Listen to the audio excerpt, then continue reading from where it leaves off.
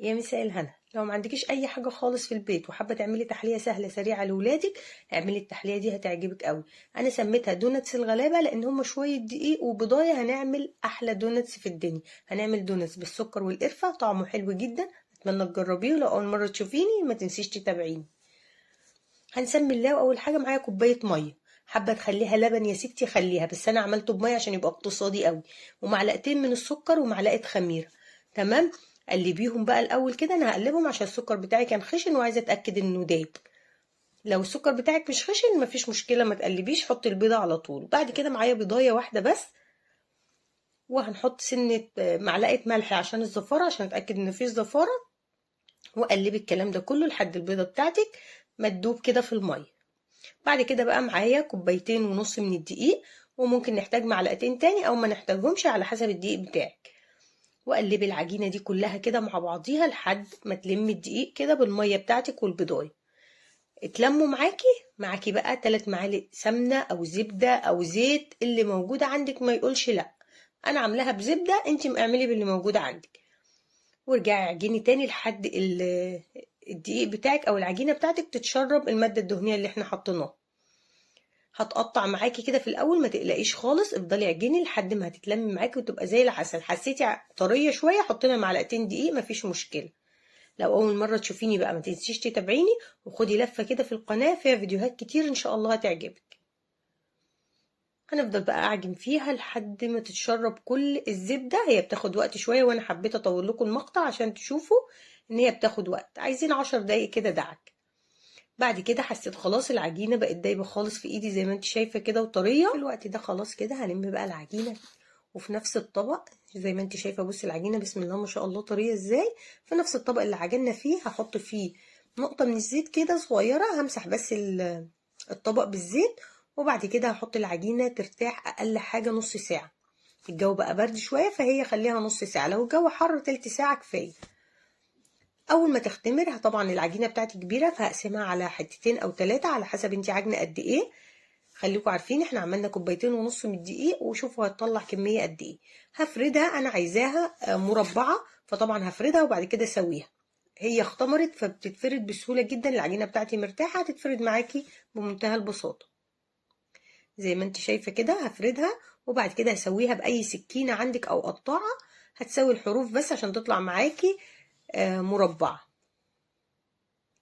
واللي احنا طلعناه طبعا من الجناب ده بنرجع نعجنه تاني ونفرده تاني، مفيش اي مشكله، يعني ما بنرميش حاجه. بعد كده بقى هجيب القطاعه بتاعتي كده سويتها كويس، وهعملها مثلثات كده زي ما انت شايفه. الطريقه طبعا شارحه نفسها، ممكن تكبريها او تصغريها براحتك خالص، وده ذوق شخصي ليك انت. وكل ما تكون صغيره كل ما تبقى احلى طبعا. وبمنتهى البساطه هنلفها كده، احنا ما ورقناش ولا دهنا زبده من النص ولا اي حاجه، لان الدوناتس ده هنقليه. تمام. وقطعت ورق زبدة صغير زي ما انت شايفة كده، وهحطها عليه عشان تسهل ان انا اشيلها وما تبصي وانا بشيلها، او الهواء اللي فيها اللي بعد ما تختمر يطلع منها. ده بقى دوناتس من غير ولا شوكولاتة ولا مكلف ولا اي حاجة خالص، وطريقة عجنه سهلة جدا، وزي ما انتوا شايفين طريقة اللف في منتهى البساطة. هحطها برضو على ورقة الزبدة وانقلها على الصينية، وهكمل بقى الكمية كلها زي ما انتوا شايفين كده. دي الكمية، وكمان كان في كام واحدة تاني طلعت منها، تقريبا 6 تاني طالعين من كوبايتين الدقيق. هسيبها بقى تختمر براحتها خالص، تاخد لها نص ساعة تاني تختمر، حجمها بيتضاعف.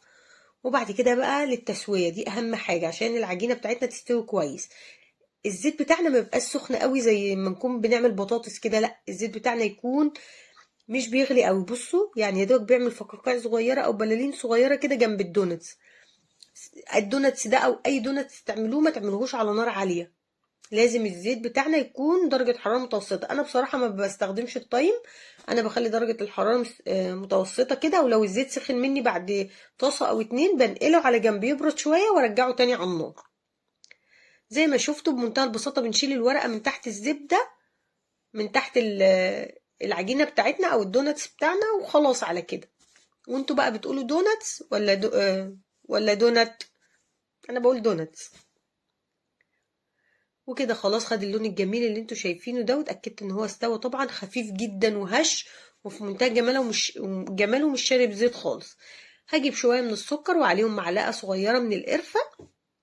وطبعا القرفة برضو هنا ذوق شخصي ليكم، ممكن تكتروها او تقللوها براحتكم. واول ما يطلع وهو سخن على طول كده من الزيت، نحطه في السكر ونقلبه. نقلبه كويس في السكر، هو السكر بيمسك فيه على طول. اتمنى تكون تحلية سهلة سريعة عليكم واستفدتوا اي حاجة من الفيديو بتاعي. اتمنى تجربوه واكون ضيفة خفيفة عليكم. لو استفدتي اي حاجة من الفيديو بتاعي ما تنسيش تعملي لي لايك وشير للفيديو. بصوا بسم الله ما شاء الله العجينة، بصوا العجينة هشة وجميلة ازاي.